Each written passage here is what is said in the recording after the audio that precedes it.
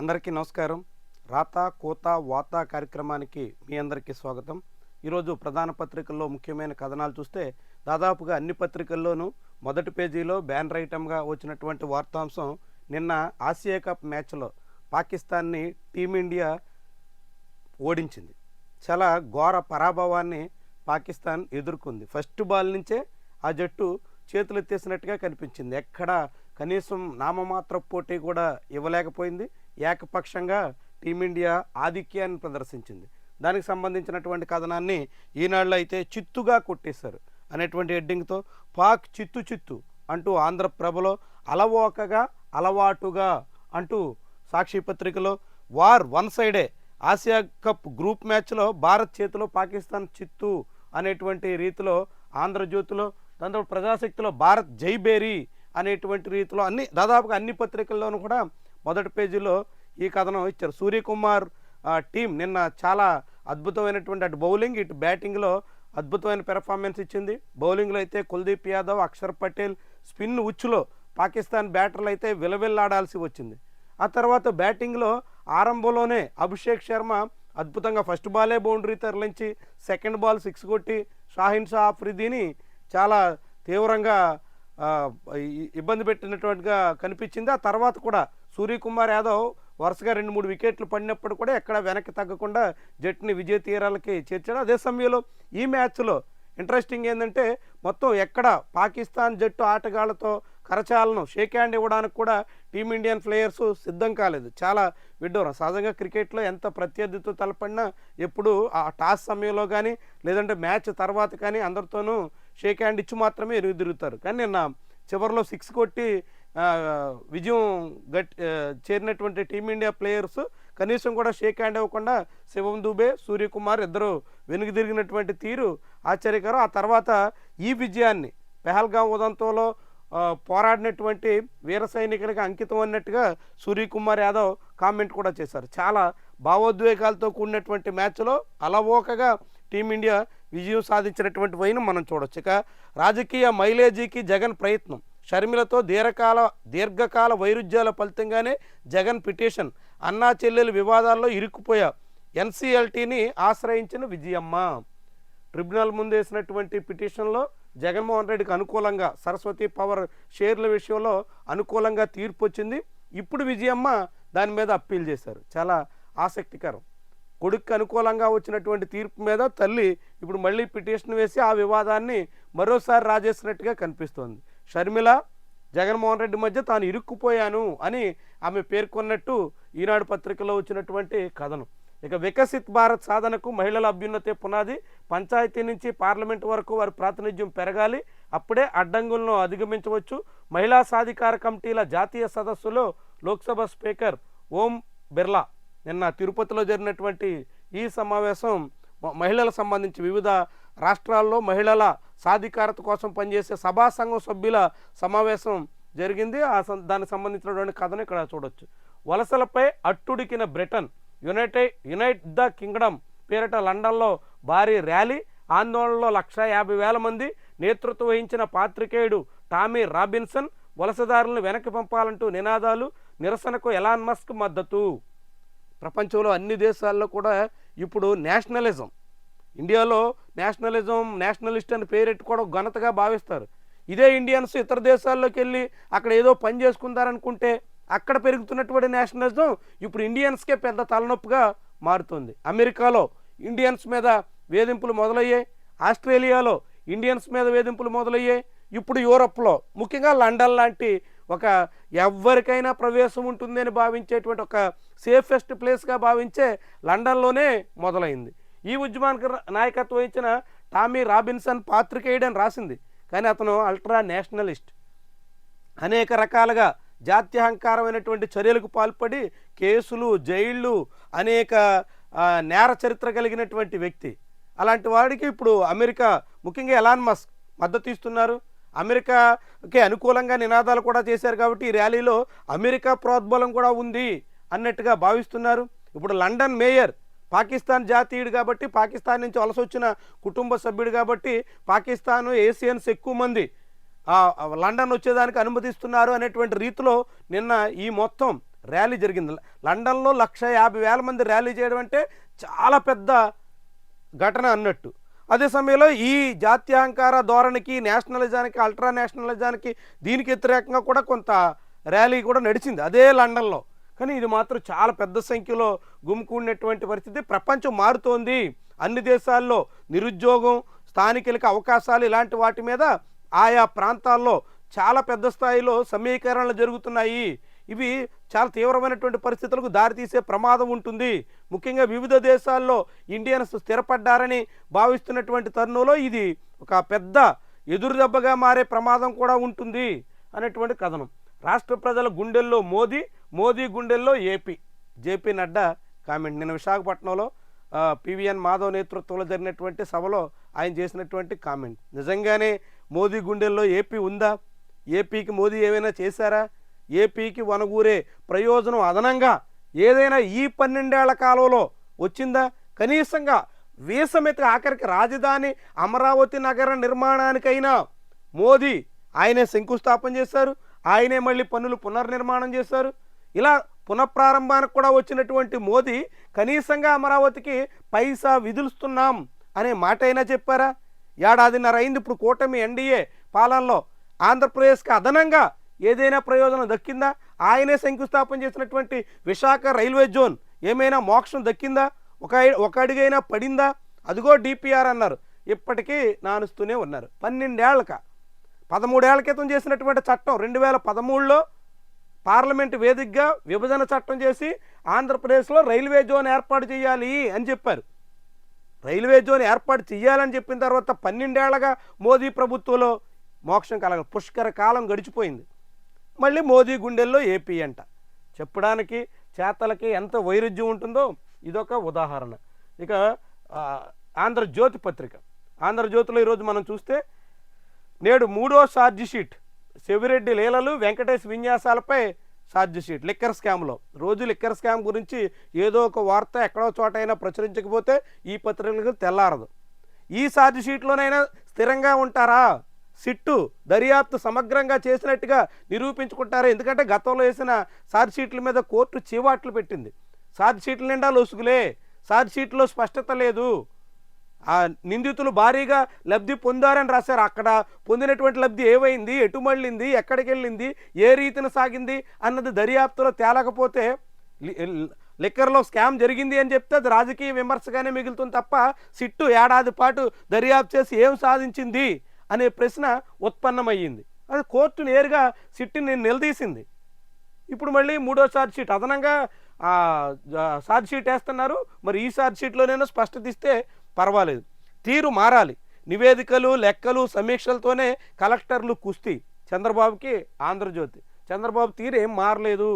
గంటల కొద్దీ సమీక్షలు, ఆ సమీక్షల పేరుతో రిపోర్ట్లు, ఆ రిపోర్ట్ల కోసం అంటూ కలెక్టర్లు కుస్తీ పట్టడం, వీటితోనే సరిపోతుంది తప్ప ఇతర పనులకు లేదు. ప్రభుత్వ ఆదేశాలతో వారంలో ఎక్కువ టైము వీటికే నివేదికలు తయారు చేయడం, దాని మీద లెక్కలు సేకరించడం, ఆ లెక్కలతో సమీక్షలు చేయడం, దీనికే సరిపోతుంది. ప్రజాక్షేత్రంలో కనిపించని అభివృద్ధి ముద్ర ఆంధ్రజ్యోతి అంటుంది.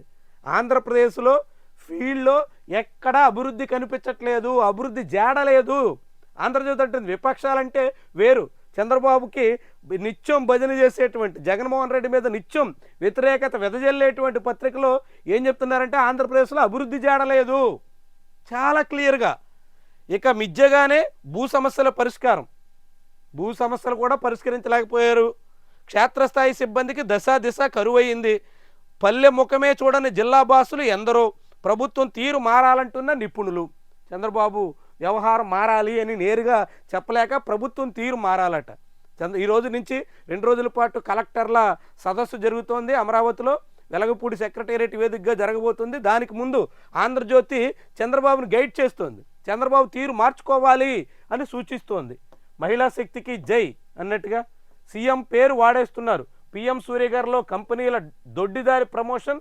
చంద్రబాబుతో పాటు లోకేష్ పేరు. ఎమ్మెల్యేలకు కంపెనీ ప్రతినిధుల ఫోన్లు. ఎమ్మెల్యేల ఆఫీసు నుంచి అంటూ లబ్ధిదారులకు వంతపాడుతున్న కొందరు మెప్మా అధికారులు.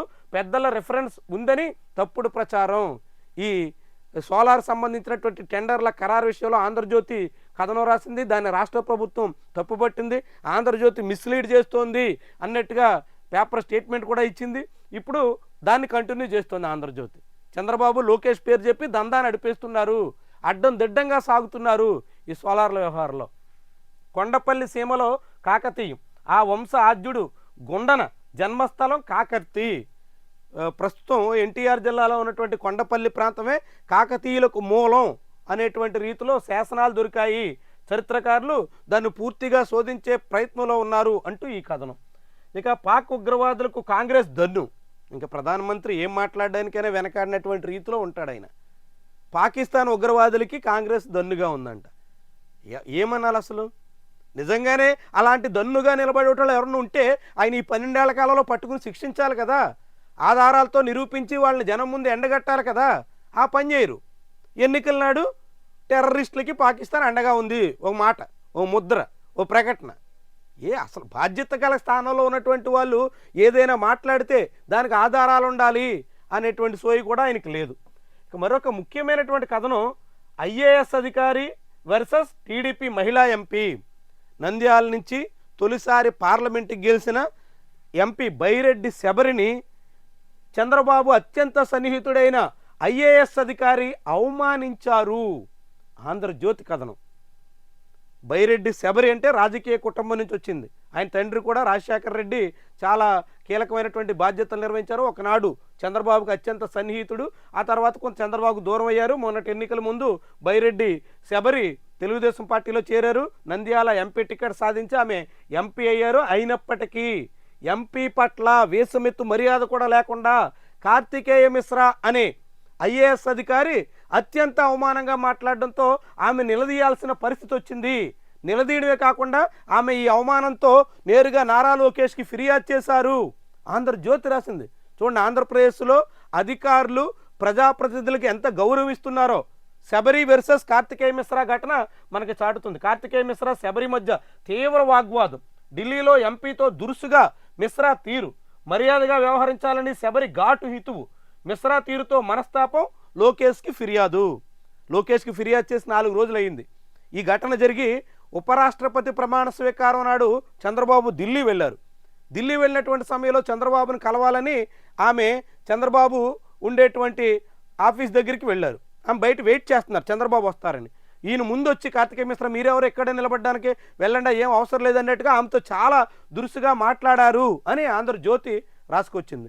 చంద్రబాబు కోసం తలుపు దగ్గర వెయిట్ చేస్తున్న శబరిని కార్తికేయ మిశ్రా దూషించారు అని రాసింది. అంటే చంద్రబాబు సన్నిహిత ఐఏఎస్ అధికారులు ఎంతగా వ్యవహరిస్తున్నారో ఈ ఉదంతం చాటుతోంది. ఆయన సీఎంఓలో ముఖ్యమైనటువంటి కార్యదర్శి. చంద్రబాబుకి నారా లోకేష్కి గడిచిన 10 ఏళ్లగా చాలా దగ్గరగా మెస్లే నాయకుడైన ఐఏఎస్ అధికారి అయిన అలాంటి అధికారి ఒక నాయకురాలి పట్ల, ఒక ఎంపీ పట్ల ఎంత దురుసుగా, ఎంత దౌర్జన్యంగా ప్రవర్తించారో ఈ ఉదంతం చాటుతుంది. మరి ఎవరినైనా కట్టడి చేయగలరా? ఆ కార్తికేయ మిశ్రా మీద ఏవైనా చర్యలు తీసుకోగలరా? ఆయన అదుపు చేసే అవకాశం లోకేష్కి, చంద్రబాబుకి ఉందా? చూడండి ఎలాంటి పరిస్థితుల్లో ఉన్నారో తెలుగుదేశం పార్టీ ఎంపీల పరిస్థితి ఇది. అధికారుల మీద, ఐఏఎస్ అధికారుల దగ్గర టీడీపీ ఎంపీలకి ఎలాంటి గౌరవం ఉందో ఈ ఉదంతం చాటుతోంది. మహిళా ఎంపీ పట్ల కార్తికేయ మిశ్రా దురుసుతనం, దౌర్జన్యం, నోటి దురుసు ఎంత మోతాదులో ఉందో ఈ పత్రిక కథనమే మనకి చాటుతోంది. ఇక దుకాణాల్లో జీఎస్టీ తగ్గింపు, బోర్డులు తప్పనిసరిగా పెట్టాలి అంటూ ఆదేశాలు. దేవాన్స్కు ఫాస్టెస్ట్ చెక్మేట్ సాల్వర్ అవార్డు నిన్న లండన్లో ప్రజెంట్ చేశారు. దానికి సంబంధించిన కథనం కూడా మనం చూడొచ్చు. నారా లోకేష్ తనయుడికి అవార్డు వచ్చింది. వలస రాజ్యంలో కలకలం, నా మేధస్సు విలువ నెలకి 200 కోట్లు నిజాయితీగా అర్జిస్తున్న గడ్కరీ. ఈ 20 పెట్రోల్లో ముడుపులపై కేంద్ర మంత్రి పరోక్ష స్పందన. నితిన్ గడ్కరీ సంపాదన నెలకి 200 కోట్లు. చూడండి, మోదీ ప్రభుత్వంలో ఒక మంత్రి ఆయనే చెప్పుకున్నారు, ఎవరో చెప్పలా. మోదీ సర్కారులో కీలకమైనటువంటి బాధ్యతలు నిర్వహిస్తున్న మంత్రి అదంతా తన నాలెడ్జ్తోనే వస్తుంది అని చెప్పుకుంటూ నెలకి 200 కోట్లు, ఏడాదికి 2400 కోట్ల రూపాయల సంపాదన తనకుంది అని మంత్రి అంటున్నారు, కేంద్ర మంత్రి. ఎంత మాదిరి సంపాదనలు ఉన్నాయో, ఏ రీతిన పోగవుతాయో చూడండి. ఆయన దాదాపుగా 12 ఏళ్ళగా కూడా మంత్రిగానే ఉన్నారు. మధ్యలో అటు ఇటు ఏమైనప్పుడు కూడా ఆయన మంత్రిగా కొనసాగుతున్నారంటే ఇన్ని వేల కోట్లు ఆయన దగ్గర పోగుపడి ఉంటుందో ఆలోచించండి, ఎంతగా పోగేస్తున్నారు. ఇక సాక్షి పత్రికలో ఈరోజు వచ్చినటువంటి కథనాలు చూస్తే ఆడపిల్లలు మన ఆస్తి అన్నట్టుగా నిన్న హైకోర్టు ప్రధాన న్యాయమూర్తి ధీరజ్ సింగ్ ఠాకూర్ చేసినటువంటి కామెంట్ చూడొచ్చు. బాబు గారి పీపీపీ బినామీలకే ప్రాపర్టీ, ప్రైవేటు పరమయ్యే కాలేజీల్లో ఎన్ఆర్ఐ కోట ఎంబీబీఎస్ సీటు ఏడాదికి 57.5 లక్షలు. ముఖ్యమంత్రి ఆదేశాలతో యుద్ధ ప్రాతిపదికన అధికారుల ప్రతిపాదనలు. ప్రస్తుత ప్రభుత్వ మెడికల్ కాలేజీల్లో ఎన్ఆర్ఐ కోటా సీటు 20 లక్షలు మాత్రమే. 20 లక్షల సీట్ని 57 లక్షలకు పెంచుతున్నారు. ఇది ప్రభుత్వ మెడికల్ కాలేజే, ప్రభుత్వమే ఆధిపత్యం ఉంటుంది, ప్రభుత్వమే అజమాయిషీ చేస్తుంది, ప్రభుత్వమే నిర్వహిస్తుంది, మంత్రులు చెప్పే మాట. కానీ సీటు ఖరీదంతా 57 లక్షలు. ఏడాదికి 57 లక్షలంటే ఎంబీబీఎస్ పూర్తి చేయడానికి అయ్యే ఖర్చు ఎంత? 2.5 కోట్లు. 2.5 కోట్లు ఖర్చు చేసి ఎవరైనా ఒకరు ఎంబీబీఎస్ డాక్టర్ అయితే వాళ్ళు ఎవరికి ట్రీట్మెంట్ చేస్తారు? ఆ 2.5 కోట్ల సంపాదన కోసం వాళ్ళు ఎన్ని విన్యాసాలు చేయాలా? ఎంత అడ్డగోలుగా సాగాలా? ఎంతమంది సామాన్య జనాన్ని పీడించి ఆ కోట్లన్నీ కూడబెట్టాలా? వైద్యులు అలా కోట్లు కూడబెట్టే పనిలో ఉంటే సామాన్యుడి ఆరోగ్య పరిస్థితి ఏంటి? ప్రజారోగ్యం ఏం కావాలా? ఇవన్నీ ప్రశ్నలే కదా. అందుకే పీపీపీ మోడల్లో మెడికల్ కాలేజీల్ని ప్రభుత్వం ప్రైవేటుకి అప్పగించడాన్ని అందరూ వ్యతిరేకించాలా. ఇది అందరి బాధ్యత. ఒక్కసారి ఇట్టా ఫీజులు పెంచుకుని 2.5 కోట్లకి ఎంబీబీఎస్ సీటు అమ్ముకునే పరిస్థితి వస్తే ఆ తర్వాత సామాన్యుల ఆరోగ్యం సంతకెళ్ళిపోతుంది. సో కాబట్టి అందరూ ఈ పీపీపీ మెడికల్ కాలేజీల భాగోతాన్ని ఖండించాల్సినటువంటి అవసరం ఉంది. ఎందుకంటే 57 లక్షల రూపాయలకి ప్రభుత్వ మెడికల్ కాలేజీలో ఎన్ఆర్ఐ కోటా సీటు పెరిగితే ఆ తర్వాత ప్రైవేట్ మెడికల్ కాలేజీ వాళ్ళు మరింత ఇష్టారాజ్యంగా పెంచుకుంటారు. ఎందుకంటే ఇప్పుడు ప్రైవేట్ మెడికల్ కాలేజీలోనే ఎన్ఆర్ఐ కోటా సీటు 33 లక్షలు ఉంది. NRI quota C category seat 33 లక్షలు. ప్రభుత్వం 57 లక్షలకు అమ్మిన తర్వాత ప్రైవేట్ వాడు 33 లక్షల దగ్గర ఆగుతాడా? 60 లక్షలు దాటేస్తుంది. 60 లక్షలు దాటేసిన తర్వాత ఇంకా అన్ని లక్షల రూపాయలు ఏడాదికి ఖర్చు పెట్టి ఎంబీబీఎస్ చేసినటువంటి వాళ్ళు ఎంత యథేచ్ఛగా చెలరేగిపోతారో, ఎంతగా సమాజాన్ని దోచుకుంటారో, ఎంతగా సామాన్యుడు చితికిపోవాల్సి వస్తుందో భవిష్యత్తు ఒకసారి ఆలోచించండి. ఇలాంటి ప్రమాదం ముందు రాబోతుంది. ఏదో చంద్రబాబు పీపీపీ చేశారు, జగన్ వ్యతిరేకిస్తున్నారు, ఇది వాళ్ళ విషయం కాదు, సామాన్యుడి ఆరోగ్య సంబంధించినటువంటి విషయం. కరోనా లాంటి విపత్తు వేళ ఎవరెవరు ఎన్నెన్ని అవస్థలు పడ్డారో మనంతా కళ్ళెదురుగా చూసాం. అలాంటి పరిస్థితి వస్తే ఏమవుతామో, ఎంతగా జనాన్ని దోచేసే ప్రమాదం పొంచి ఉందో ప్రజలందరూ గమనించాల్సినటువంటి విషయం. ఏ అయితే రోజుకు 55 నిమిషాలు ఆదా అవుతుందని, పద్మావతికే పలహారం, 7 ప్రధాన దేవాలయాల క్లీనింగ్ పనులు, అవుట్సోర్సింగ్ సిబ్బంది సరఫరా టెండరు ఖరారు చేసేసారు. ఇదంతా ముఖ్య నేత బంధువు భాస్కర్ నాయుడు సంస్థ పద్మావతి హాస్పిటాలిటీకే కాంట్రాక్టు. కరెక్ట్గా 2018-19 కాలంలో కూడా ఇదే పద్మావతి సంస్థకి చంద్రబాబు రాష్ట్రంలోని అన్ని ప్రధాన ఆలయాలు శ్రీశైలం, సింహాచలం, అన్నవరం, విజయవాడ ఇలాంటి హాస్పిటల్ అన్నింటినీ శానిటేషన్ కాంట్రాక్టులు కట్టబెట్టారు. ఇప్పుడు మళ్ళీ అదే భాస్కర్ నాయుడికి అప్పగించేసే ప్రయత్నం జరుగుతుంది. ఇది చాలా పెద్ద దోపిడీ అనేటువంటి కథనం ఇక్కడ మనం చూడొచ్చు. తురకపాలెం నీటిలో ఈక్వలీ బ్యాక్టీరియా అనేక రకాల సమస్యలతో కూడినటువంటి తాగునీటిని సరఫరా చేసి తురకపాలెంలో 3 నెలల వ్యవధిలో 3 పదులు పైగా ప్రాణాలు తీసేసినటువంటి చరిత్ర ఆంధ్రప్రదేశ్లో చూసాం. పచ్చదండులో బేకర పోరు, నువ్వా నేనా సై, కూటమి ఎంపీలు ఎమ్మెల్యేల మధ్య ఆధిపత్య పోరు, కాంట్రాక్టులు, పోస్టింగులు, సెటిల్మెంట్ల దందా. ఆంధ్రప్రదేశ్లో ఎంపీలకి ఎమ్మెల్యేలకి ఎక్కడా పొసగడం లేదు. కొంతమంది ఎంపీలు ఆధిపత్యం ప్రదర్శిస్తున్నారు. అందులో విశాఖపట్నం ఎంపీ భరత్ అయితే అంతా తానే అన్నట్టుగా వ్యవహరిస్తున్నారు. చంద్రబాబుతో బంధుత్వం, నారా లోకేష్ తోడల్లుడు కావడం, ఇవన్నీ ఇప్పుడు భరత్ ఆధిపత్యానికి కారణం. భరత్ ఆధిపత్యాన్ని సహించలేక ఆఖరికి తెలుగుదేశం పార్టీ రాష్ట్ర అధ్యక్షుడిగా ఉన్న పల్లా శ్రీనివాసరావు కూడా ఇబ్బందులు గురవుతున్నారు అన్నది ఈ పత్రిక కథనం. టీజీ భరత్ అక్కడ ఆధిపత్యం ప్రదర్శిస్తుంటే నంద్యాలలో శబరి లాంటి ఎంపీలని ఎమ్మెల్యేలే ఖాతరు చేయడం లేదు.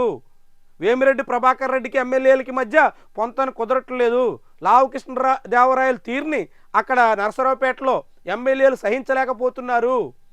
ఇట్లా అన్ని నియోజకవర్గాల్లో ఎంపీలకి ఎమ్మెల్యేలకి మధ్య వైరం ముదురుతోంది అనే కథను ఇక్కడ మనం చూడొచ్చు. ప్రజారోగ్య పరిరక్షణలో ప్రభుత్వం విఫలం. విజయవాడలో డయేరియా ప్రబలిన ప్రాంతంలో వైఎస్ఆర్సీపీ నిజ నిర్ధారణ కమిటీ. ఇక ఆంధ్రప్రభ పత్రికలో చూస్తే పాక్ చిత్తయిందనేటువంటి కథనం ఇక్కడ మనం చూడొచ్చు. మోదీ బాబు పాలనలో అభివృద్ధి వెలుగులని నడ్డా కామెంటు. నేను శివభక్తుణ్ణి, విమర్శల గరళాన్ని మింగుతున్నా. విమర్శలు కాదు, నిందలు మీరే మోపుతున్నారు.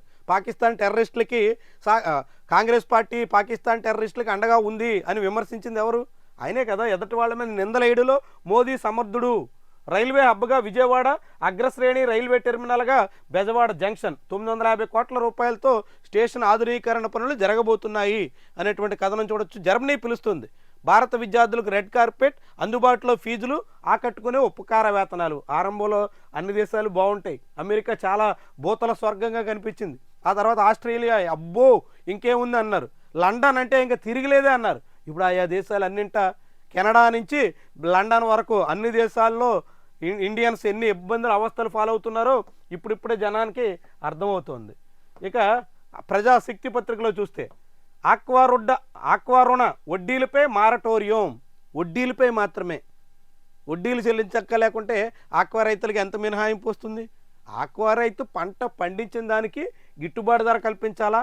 ఆక్వాకి కీలకమైన సీడు, ఫీడు, ఈ రెండు ధరలు తగ్గించాలా? ఫీడ్ ధరలు యథేచ్ఛగా పెంచుకునే దానికి కంపెనీలకి అనుమతి ఇచ్చేసి ఆ ఫీడ్ ధరలు పెరిగిపోయిన తర్వాత పెట్టుబడుల వ్యయం పెరిగిపోయి ఆక్వా రైతు అల్లాడిపోతుంటే వడ్డీల మీద మారటోరియం ప్రకటిస్తాం అంటే బాగా వాళ్ళు వాతలు పెట్టి చిన్న ఆయింట్మెంట్ పోస్తాం అని చెప్తున్నారు. ఆయింట్మెంట్ కాదు, వాతలు పెట్టకుండా నివారించండి, ఆ కంపెనీలని కంట్రోల్ చేయండి.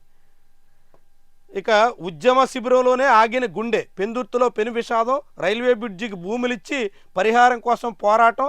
6 నెలలుగా పోరాడుతున్నటువంటి రైతు భూములిచ్చి, రైల్వే బ్రిడ్జికి భూములిచ్చి మా పంటకు మా భూమికి పరిహారం ఇవ్వండి అని పోరాడుతూ పాపం ఆ ధర్నా శిబిరంలోనే రైతు చంద్రరావు చనిపోయినటువంటి కథను ఇక్కడ మనం చూడవచ్చు. అల్పపీడన ప్రభావంతో రాబోయే 4 రోజులు వర్షాలు పడే అవకాశం ఉంది అంటూ ఏపీ విపత్తుల నిర్వహణ శాఖ చెప్పింది. బెర్రీ బోరర్తో కాఫీ రైతు కుదేలు.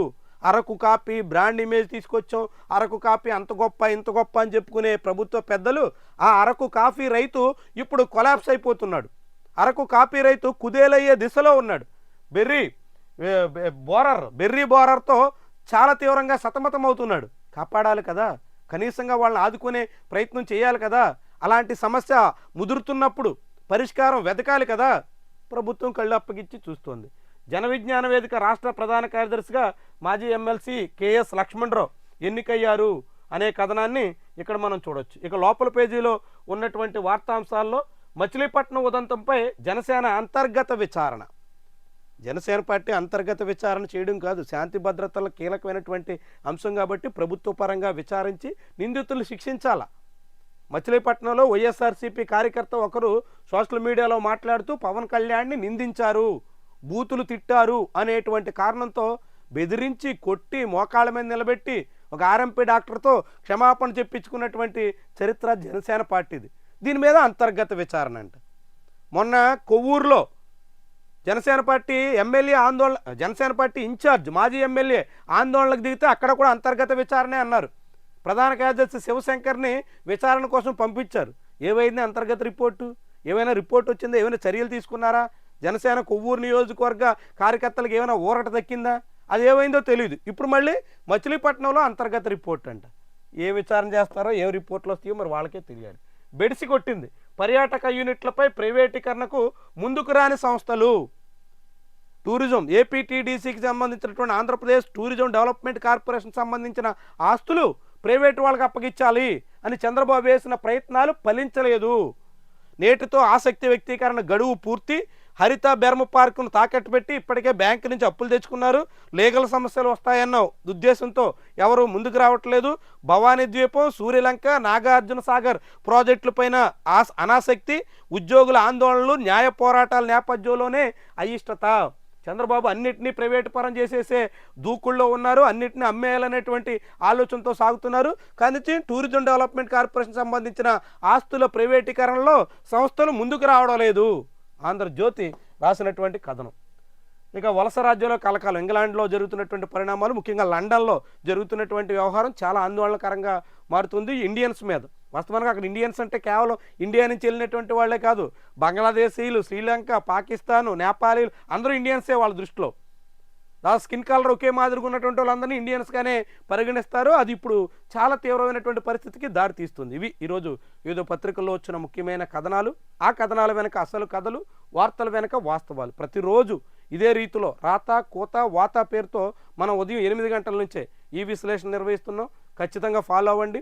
మీ అభిప్రాయాన్ని కామెంట్ రూపంలో తెలియజేయండి. దానికన్నా ముందు వీడియోని లైక్ చేయడం మాత్రం, ఛానల్ సబ్స్క్రైబ్ చేయడం కూడా మర్చిపోకండి. Thank you very much for watching.